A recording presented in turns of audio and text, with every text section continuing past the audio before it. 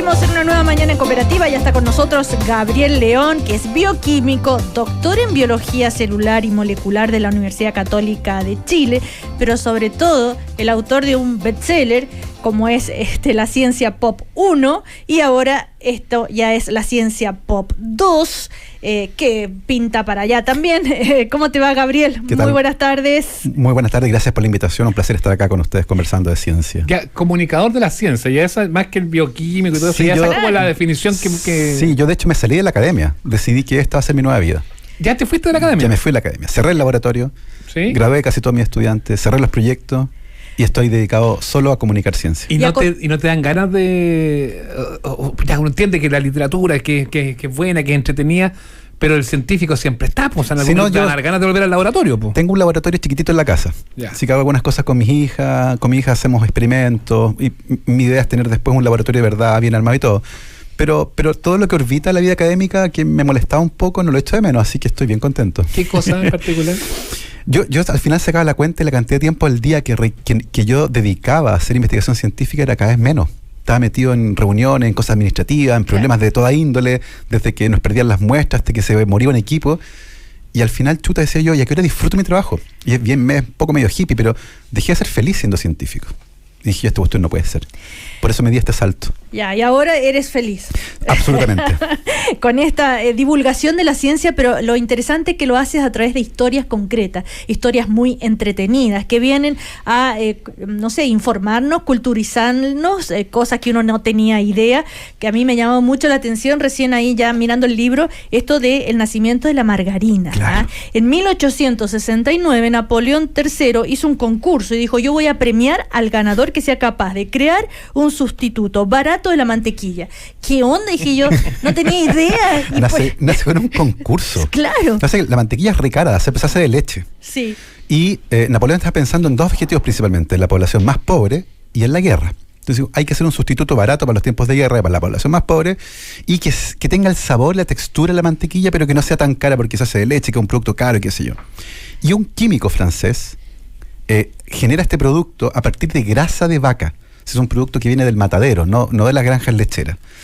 Y tenía una textura parecida, un sabor similar, pero tenía algo que la delataba. Era el color, era blanca. Sí. Entonces, el color poco atractivo hizo que mucha gente empezara a teñirla, qué sé yo, y una historia bien entretenida como nace una multinacional por ahí entre medio en Europa. Y la historia entretenida comienza cuando este producto llega a Estados Unidos. En Estados Unidos hay una gran tradición lechera, particularmente en Wisconsin, por ejemplo, un estado productor de leche y queso y mantequilla. Y los productores de leche le hicieron la guerra a la margarina. Decían, ¿cómo es posible que este producto hecho en los mataderos de vacas muertas, grasas, qué sé yo, venga a tomar el control de este producto tan maravilloso, norteamericano, de la granja? No, y que además muchos que plantean que la mantequilla era mala y la margarina era buena. Y al revés también. De un lado a otro se tiraban estudios que mostraban que era más mala que la otra. ¿Pero cuál es más mala? Mira, según tus investigaciones, señor científico. Originalmente, efectivamente, antiguamente la forma en que se hacía margarina generaba un tipo de grasa que era bastante dañina. Y hoy no. Han cambiado los procesos y son bastante más sanas. Ahora, hay que decir algo, mantequilla, margarina en exceso, mala. La idea es comer poco. Acuérdense que la dosis hace el veneno. Yo personalmente prefiero la mantequilla por el sabor. Claro. La margarina nunca logró igualar el sabor de la mantequilla. Pero hay gente que le gusta mucho. De hecho, la historia termina con una anécdota bien interesante, porque hubo una pelea en Wisconsin con respecto a si vendieran o no margarina. De hecho, hasta hace poco, en los 70, estaba prohibido vender margarina amarilla en Wisconsin. Y como era blanca, y los fabricantes comenzaron a teñirla, generó un problema, y se propuso teñirla de negro o de rojo, o sea, de un color que claramente denotara que era un producto teñido. Bueno, no llegaron a ese extremo, pero terminó la historia bien entretenida porque en el Congreso Federal en Wisconsin se hizo una cata a ciegas entre los parlamentarios, y el defensor más acérrimo de la mantequilla hace la cata a ciegas y elige como mejor a la margarina. Y quedó la tendalá. Nadie se explicaba cómo este señor, que era el más fiero defensor de la mantequilla y más fiero atacante de la margarina, elige cuando le tapan los ojos la margarina, po. Y el misterio se develó cuando muere y su esposa confiesa que en los últimos 10 años, a escondidas y sin que él lo supiera, le había estado dando margarina. Así que el señor le encantaba y asumió que eso era, y por eso metió las patas este pobre caballero. No, bueno, hasta el día de hoy mucha gente piensa que la mantequilla y la margarina son lo mismo. Casi. No, derivan de productos distintos. Claro. La mantequilla viene de la leche, que también es una cosa interesante porque la leche es blanca y la mantequilla es amarilla. Amarillenta, ¿Dónde cambia el color? Y eso tiene que ver con la dieta de las vacas. Las vacas comen pasto y otras plantas que tienen un colorante amarillo, que es el betacaroteno, que queda en la grasa de la leche. Pero en la leche, además, la grasa va envuelta con una membrana. Y esa membrana difracta la luz y la leche se ve blanca. Pero cuando tú fabricas mantequilla, tienes que batir la leche. Y en ese proceso mecánico rompes esta membrana, se liberan estos gránulos de grasa y ahí se ve el color amarillo. Oye, Gabriel, otra historia que quedé así guap. Los fósforos, eso que usaban todavía, no tienen fósforo. En la cabecita no, en el raspador sí. A ver, ¿cómo es eso? En el raspador. Pero Gabriel, ¿qué me vienes a decir? ¿Y por qué se siguen llamando fósforos entonces? Pero hay muchas cosas que les llamamos de una forma y no tienen nada que ver. Ahora, de esa historia en particular, lo interesante es ver cómo la sobreexplotación de los recursos naturales generó la devastación de un país completo, que en un momento fue el país más rico del mundo, una isla muy pequeñita que se llama Nauru. Es muy interesante más porque hay fotos de 1900, 1910 de esa isla, y los habitantes, que eran pescadores y agricultores, era como que estuvieran en el gimnasio, tienen calugas y son musculosos, qué sé yo. Y descubren en esta isla que había fosfato, que es un mineral muy preciado, y comienzan a explotarlo de manera descontrolada, al punto en que ganaban tanta plata que nadie trabajaba. Sacando el fosfato para principalmente como fertilizante para las plantas. El fósforo y sigue siendo tremendamente importante. Es un elemento muy codiciado, muy cotizado, porque las plantas necesitan fosfato para incorporar en todas las biomoléculas que después nosotros nos comemos, así que terminan en nosotros. Pero en el fondo fueron tan descuidados con la explotación del fosfato que degradaron la isla completamente, no tenían dónde cultivar alimentos.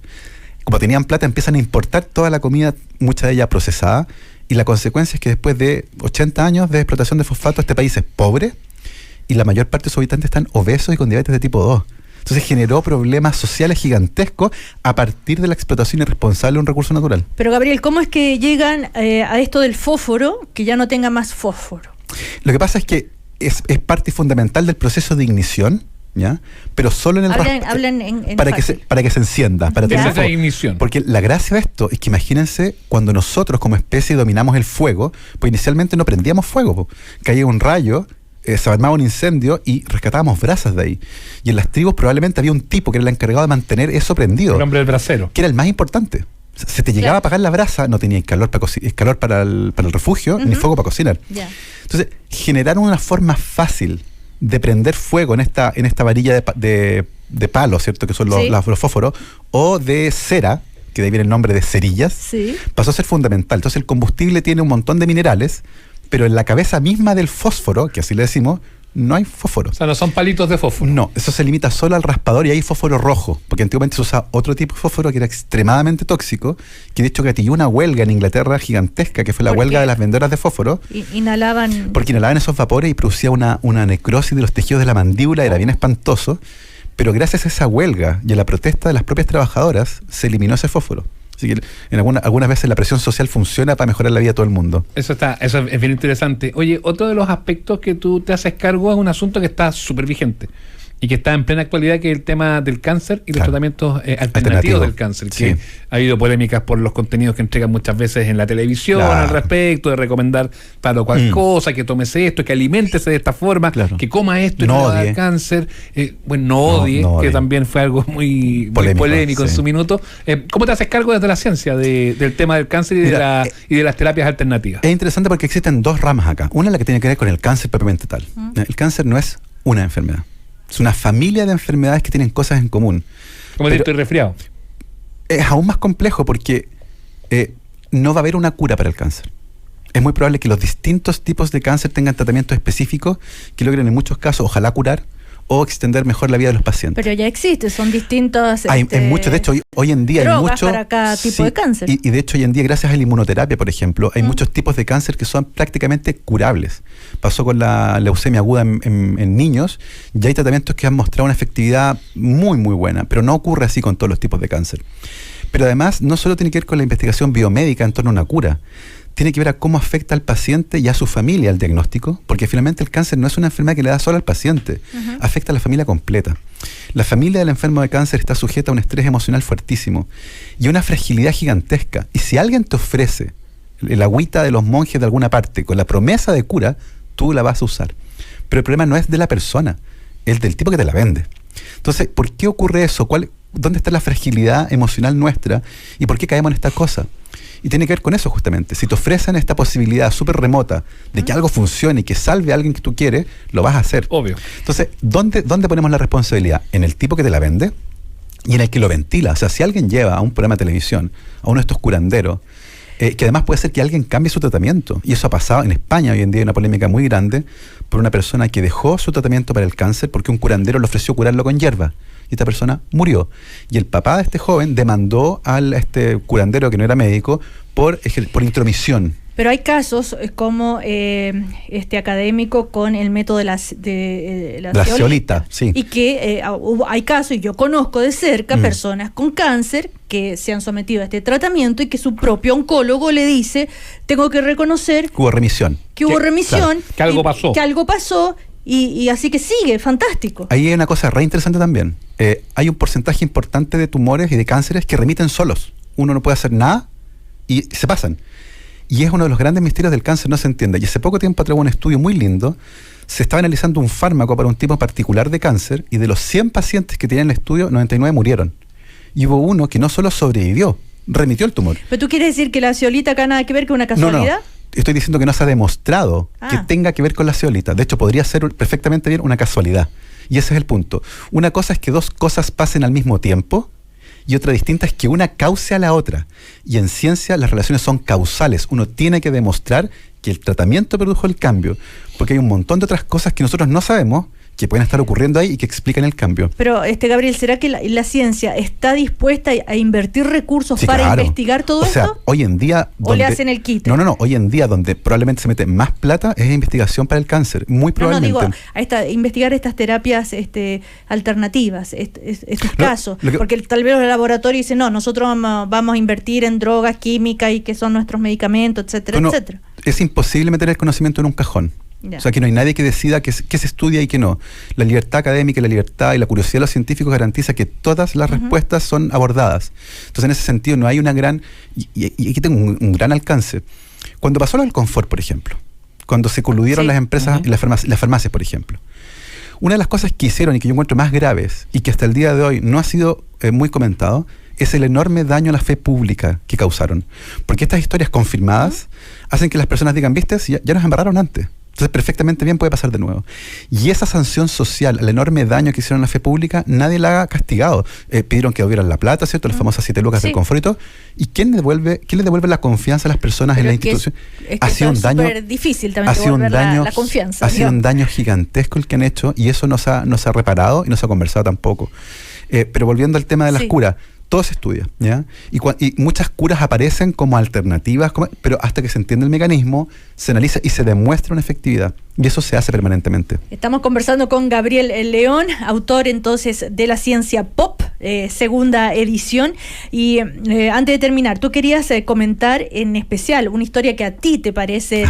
la testaruda, ¿no? La mujer testaruda, que tiene que ver con investigaciones que nadie la pescaba y que finalmente la historia le da la razón. Es una gran lección justamente porque estamos conversando, porque esta es una farmacóloga, médico, canadiense, que se fue a trabajar a Chicago, en Estados Unidos, y consiguió trabajo en una agencia que en esa época era muy pequeñita, que hoy es bastante más grande, que se llama FDA, la Food and Drug Administration, que es una gran agencia que regula los alimentos y los medicamentos en Estados Unidos. Y que Estados Unidos, por añadidura, a todo Occidente. Muchos lo siguen, de hecho. Sí. Entonces, es importante porque ellos estudian la eficacia y la seguridad, por ejemplo, un fármaco nuevo. Y esta persona comenzó a trabajar y decidieron que una de sus primeras tareas iba a ser un trabajo sencillo, que era aprobar para la venta en Estados Unidos de un fármaco que ya se usaba en Europa y en 40 países del mundo. Era un fármaco que se vendía como un sedante suave, pero que tenía un uso que no estaba en la etiqueta, las famosas usos off the label, que era para tratar las náuseas matutinas en mujeres embarazadas. Durante el primer trimestre hay náuseas, qué sé yo, y los médicos se lo dan a las mujeres y funcionaba fantástico. Entonces esta persona ve estos antecedentes, el laboratorio lo manda, se supone que era llegar y timbrar. Y esta persona tenía experiencia trabajando antes con drogas que pasaban por la placenta, ve otros antecedentes que le llaman la atención, como algunos efectos secundarios imprevistos, y dice, ¿sabes qué? Que hay algo raro. Y no la aprueba. Pide más antecedentes y comienza una guerra con el laboratorio. La van a ver, la llaman, le escriben cartas. Hay 50 comunicaciones entre el laboratorio y la FDA. La catalogaron de testaruda, de burocrática, de que estaba impidiendo el avance de un montón de cosas. O sea, presiones. No, pero espantosa. Pero ¿qué es lo que ella descubre? Ella descubre, finalmente, y en la pelea, pues ya tenía dudas, en la pelea 2 médicos, uno en Austria y Alemania, descubren que la droga causaba graves malformaciones congénitas en los bebés, y esa droga era la talidomida, que la tristemente célebre talidomida, y no fue autorizada en Estados Unidos en pleno baby boomer, o sea, después de esta gran explosión de nacimientos que hubo posguerra mundial, gracias a esta mujer, Frances Kelsey, porque ella dudó de las pruebas que le enviaron, no estaba convencida de la seguridad en particular, y ella hizo que cambiara la ley. A partir de ese momento se convierte en una heroína en Estados Unidos y la ley cambia, y los fármacos no solo tienen que demostrar eficacia, sino que además seguridad. Y abrió toda una ala nueva, porque hasta ese momento nadie estudiaba cómo los fármacos que tomaba una mujer podían eventualmente interactuar con el feto en desarrollo. Antes de morir, ella, por suerte, recibió una gran cantidad de reconocimiento. Bueno, recibe la medalla más importante que tú puedes ganar en Estados Unidos como empleado federal, pero además, en su país, que era Canadá, la talidomida fue vendida, quedó la escoba. Ella nunca le agradecieron.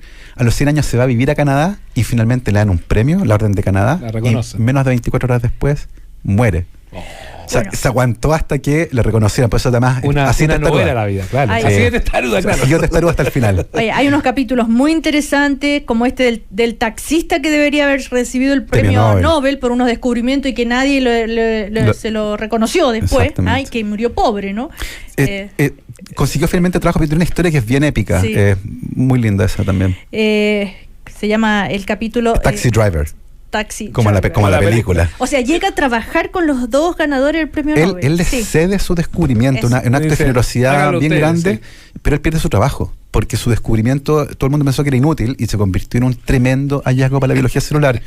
Y termina siendo lo único de los involucrados que no gana el premio Nobel y termina manejando un taxi en Estados Unidos. Entonces, ¿qué tal? La ciencia pop 2 de Gabriel León se retiró de lo académico, significa que viene la ciencia pop 3 después. Y un libro para niños y más cosas, y programas de televisión, y guiones, y charlas, y ya. Son historias humanas alrededor de la ciencia. Las del libro. Y lo próximo es libro para niños, entonces. Un libro para niños que viene ya, está en producción. Estamos escribiendo. Es una muy buena iniciativa esto de acercar a todos nosotros la ciencia de una manera así, que podemos entenderla y disfrutarla. disfrutarla. Y pasarlo bien, claro.